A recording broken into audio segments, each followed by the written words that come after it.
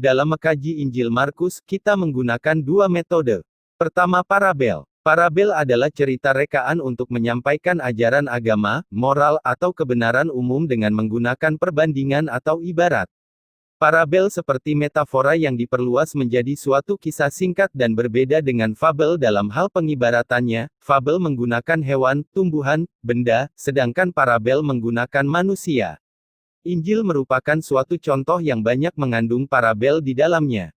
Kedua adalah anakronis. Anakronisme adalah ketidaksesuaian kronologis dalam suatu karya, khususnya penempatan seseorang, peristiwa, benda, atau adat istiadat yang tidak sesuai dengan latar waktunya. Jenis anakronisme yang umum terjadi adalah penempatan objek yang tidak sesuai dengan latar waktu, zaman pada karya yang ditampilkan. Namun, anakronisme juga bisa berupa ungkapan verbal, teknologi, gagasan filosofis, gaya musik, material, tumbuhan atau hewan, kebiasaan, atau hal lainnya yang eksis atau identik pada suatu periode, zaman tertentu, tapi ditampilkan di luar periode, zaman tersebut. Suatu anakronisme bisa terjadi dengan sengaja maupun tidak sengaja. Anakronisme yang disengaja dapat ditampilkan pada karya sastra atau seni untuk membantu penikmatnya agar lebih mudah terbawa suasana pada periode bersejarah yang sedang diceritakan, ditampilkan. Anakronisme juga bisa digunakan dengan maksud menampilkan retorika, komedi, atau kejutan. Anakronisme yang tidak disengaja bisa terjadi apabila pengarang, seniman, atau pelakon pertunjukan tidak terlalu mengetahui perbedaan teknologi, bahasa, adat istiadat, atau busana pada zaman yang berbeda-beda. Yesus ciptaan Markus bagian 3. Kali ini kita membahas membatasi Injil kepada orang Yahudi. Markus pasal 4 ayat 1-41 parabel pertanian Markus pasal 4 ayat 1 sampai ayat ke-34 dan parabel penabur Markus pasal 4 ayat 1-20, ayat 21 sampai ayat 25. Yesus duduk bersama murid-muridnya di tepi danau. Markus pasal 4 ayat 1, lalu Yesus naik ke perahu dan menceritakan perumpamaan tentang seorang penabur. Yesus menceritakan bagaimana benih ditaburkan oleh penabur, jatuh di jalan setapak, tanah berbatu, dan di antara duri, tapi tidak ada benih yang menghasilkan biji-bijian. Beberapa benih jatuh di tanah yang baik, tanpa burung atau duri yang menghalanginya, menghasilkan hasil panen yang melimpah, 30 dan 60 dan 100 kali lipat.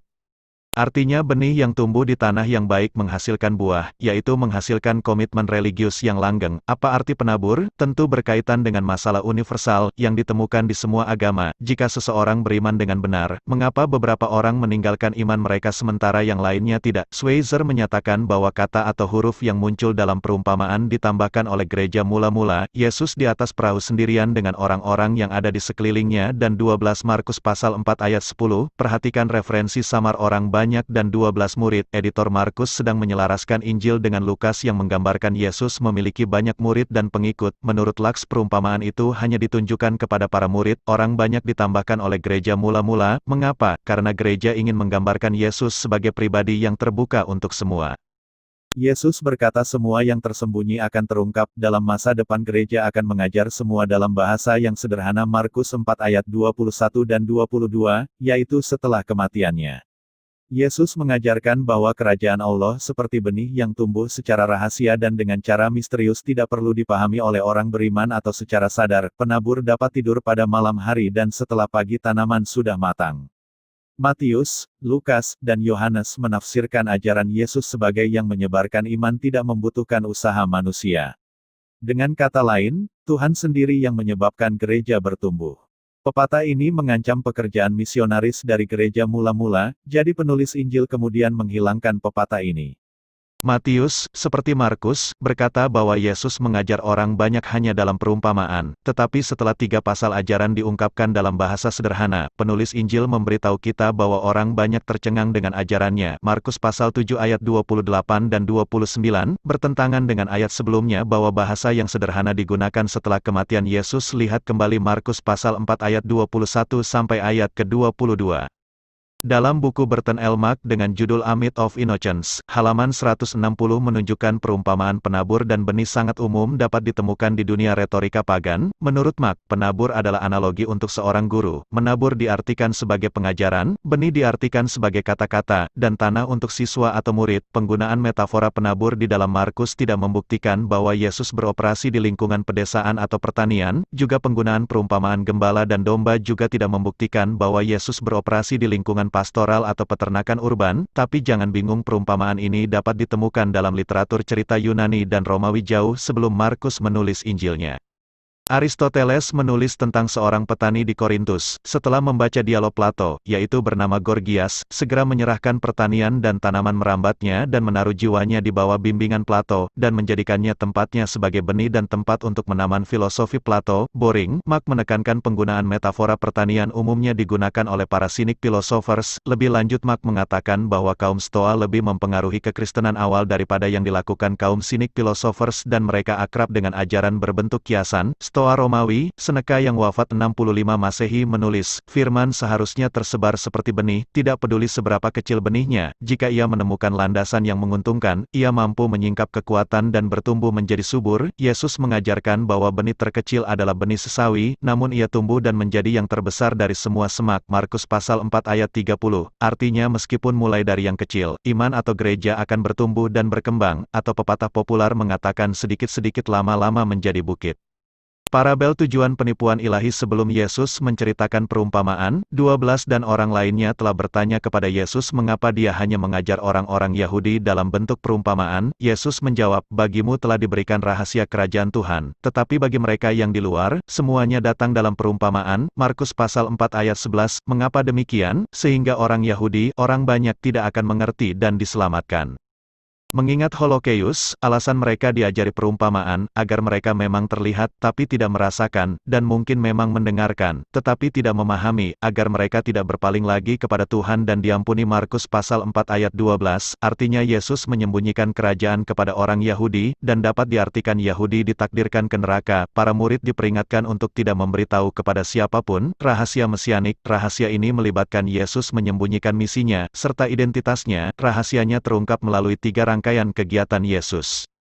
Pertama, ia memerintahkan roh-roh iblis untuk tidak mengungkapkan siapa dia, dan memerintahkan orang yang telah dia sembuhkan atau pengusiran setan untuk tidak mengungkapkan siapa yang membantu mereka. Dengan demikian Yesus menganggap Mesias dapat diidentifikasi dengan mukjizatnya, tetapi dalam tradisi Yahudi sang Mesias tidak diidentikan dengan mukjizat. Kedua, dia mengajar orang banyak hanya dengan perumpamaan sehingga mereka akan melakukannya, tetapi tidak mengerti dan diselamatkan. Ketiga, Yesus atau Tuhan mengeraskan hati, pikiran mereka, jadi mereka buta secara spiritual, seperti orang Yahudi sendiri mengeraskan hati mereka sendiri. Rahasia mesianik dapat kita temukan dalam ajaran Pythagoras. Macmillan halaman 274.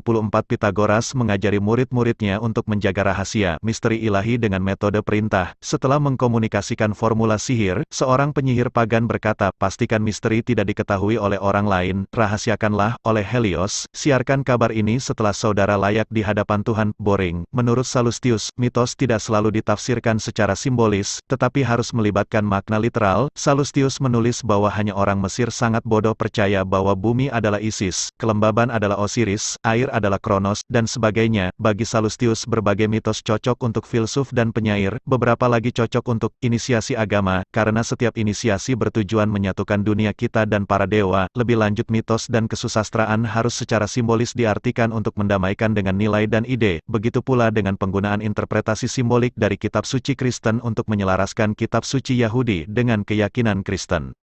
Menenangkan badai. Markus pasal 4 ayat 35-41.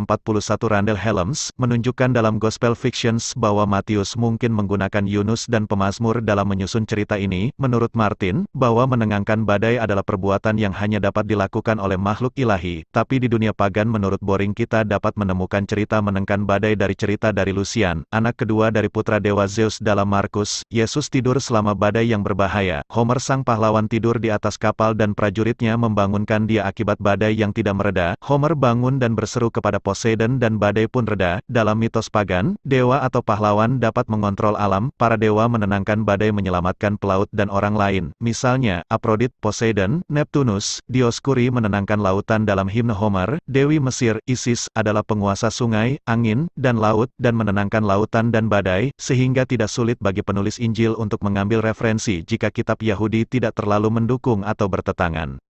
Demikianlah cerita dari Yesus ciptaan Markus. Kita akan lanjutkan pembahasan di lain waktu. Silakan berkomentar yang sehat, like, komen dan subscribe. Tuhan memberkati kita semua, amin.